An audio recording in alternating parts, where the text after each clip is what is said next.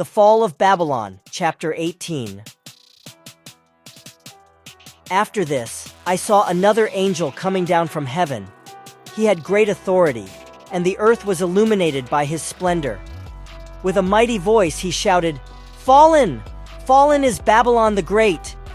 She has become a dwelling for demons, and a haunt for every impure spirit, a haunt for every unclean bird, a haunt for every unclean and detestable animal. For all the nations have drunk the maddening wine of her adulteries. The kings of the earth committed adultery with her, and the merchants of the earth grew rich from her excessive luxuries."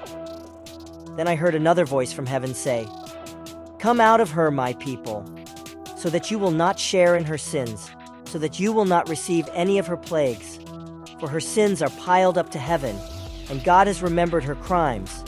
Give back to her as she has given. Pay her back double for what she has done. Pour her a double portion from her own cup. Give her as much torment and grief as the glory and luxury she gave herself. In her heart she boasts, 'I sit enthroned as queen. I am not a widow. I will never mourn.' Therefore in one day her plagues will overtake her, death, mourning, and famine. She will be consumed by fire, for mighty is the Lord God who judges her. When the kings of the earth who committed adultery with her and shared her luxury see the smoke of her burning, they will weep and mourn over her. Terrified at her torment, they will stand far off and cry, 'Woe! Woe to you, great city, you mighty city of Babylon! In 1 hour your doom has come.' The merchants of the earth will weep and mourn over her because no one buys their cargoes anymore. Cargoes of gold, silver, precious stones and pearls, fine linen, purple, silk, and scarlet cloth. Every sort of citron wood and articles of every kind made of ivory, costly wood, bronze, iron, and marble.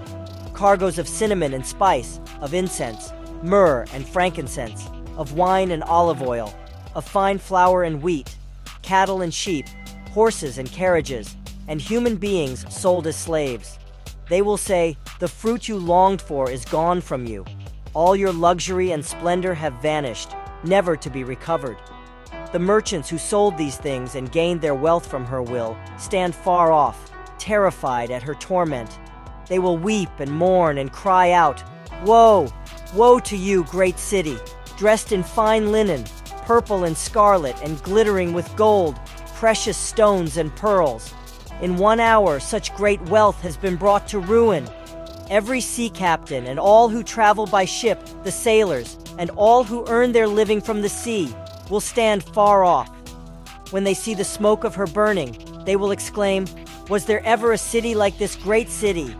They will throw dust on their heads, and with weeping and mourning cry out, 'Woe! Woe to you, great city, where all who had ships on the sea became rich through her wealth.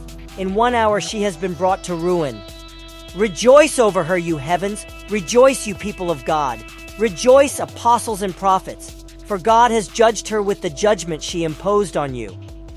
Then a mighty angel picked up a boulder the size of a large millstone and threw it into the sea, and said, "With such violence the great city of Babylon will be thrown down, never to be found again.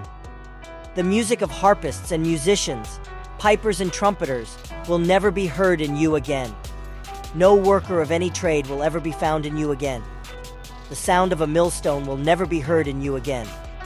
The light of a lamp will never shine in you again. The voice of bridegroom and bride will never be heard in you again. Your merchants were the world's important people. By your magic spell all the nations were led astray. In her was found the blood of prophets and of God's holy people, of all who have been slaughtered on the earth."